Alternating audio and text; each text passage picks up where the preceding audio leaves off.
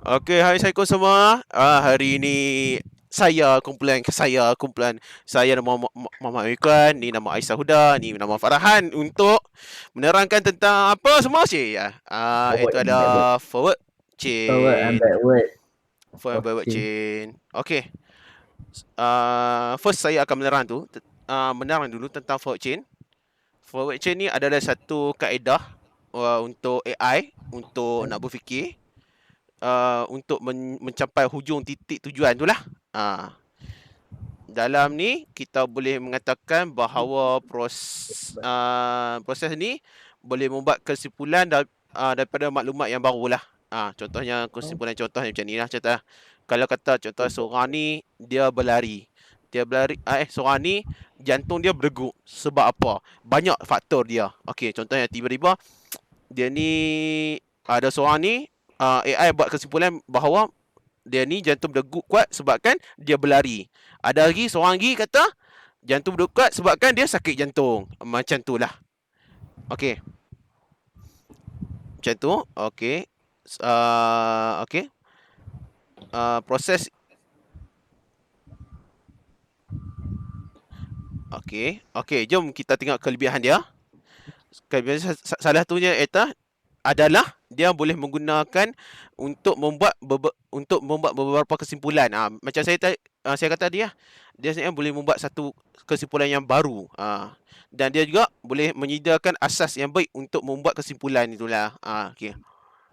Sebabkan dia banyak dorongan pada satu sebab tu kan, asbab tu. Okey.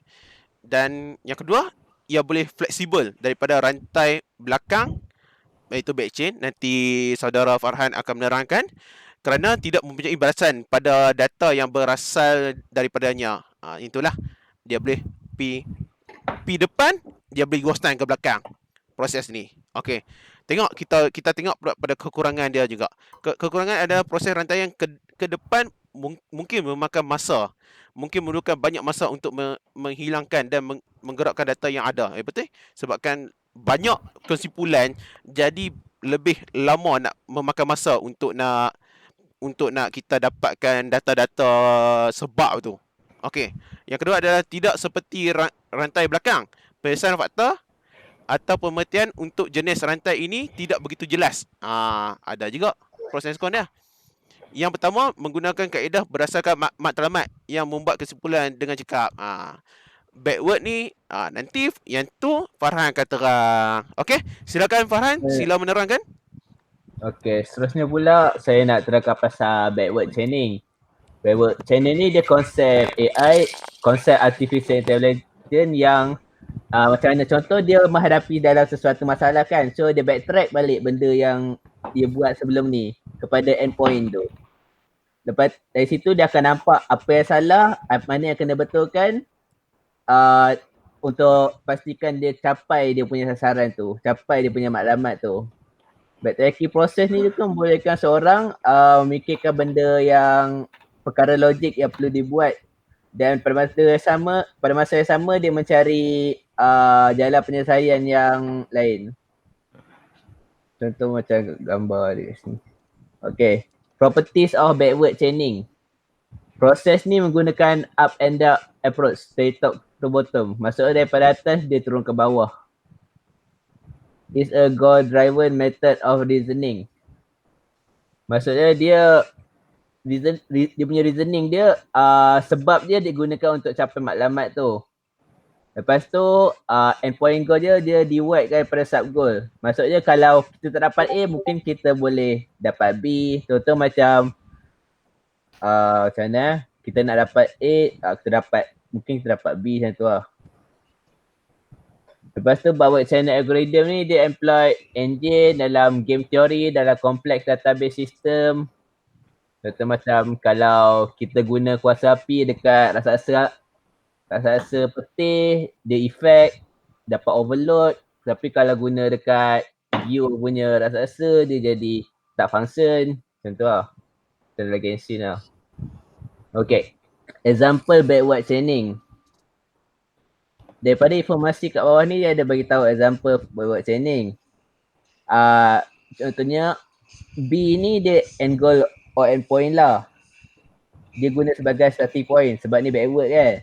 Lepas tu A ni pula dia initial state dia.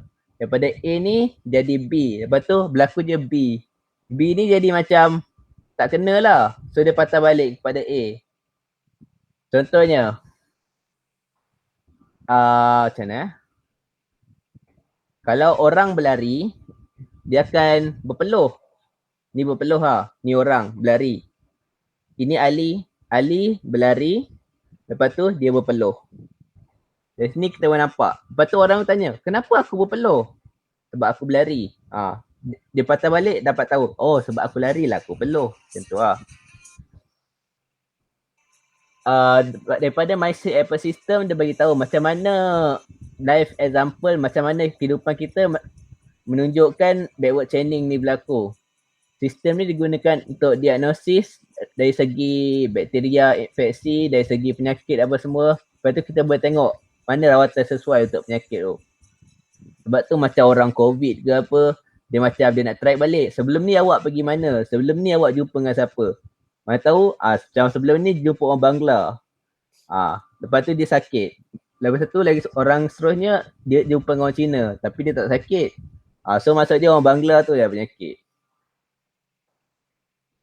Dari situ kita boleh nampak dia tunjukkan tanda-tanda penyakit macam sakit dia ada bakteria, sakit ni macam muntah-muntah, ada diarrhea, sakit perut apa semua.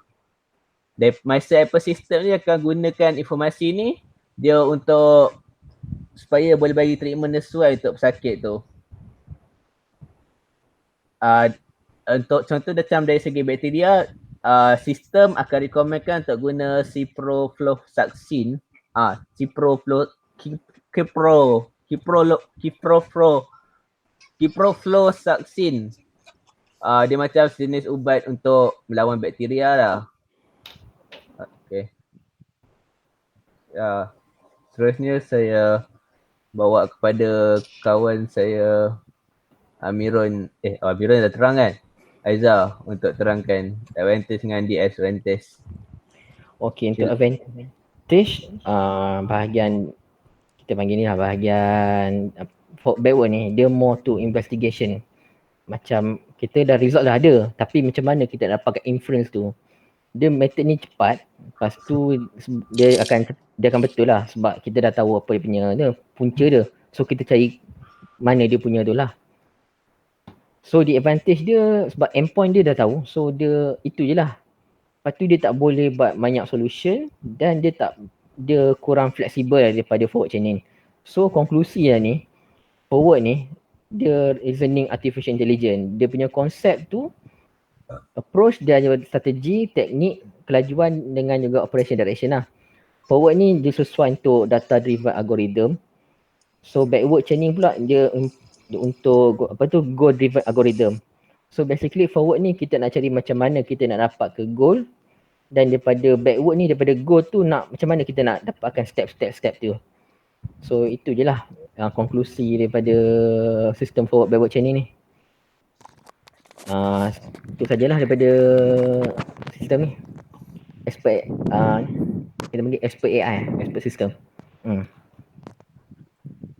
Ya, dan itulah pembentangan pada hari ini daripada kami. Sekian, terima kasih. Terima kasih.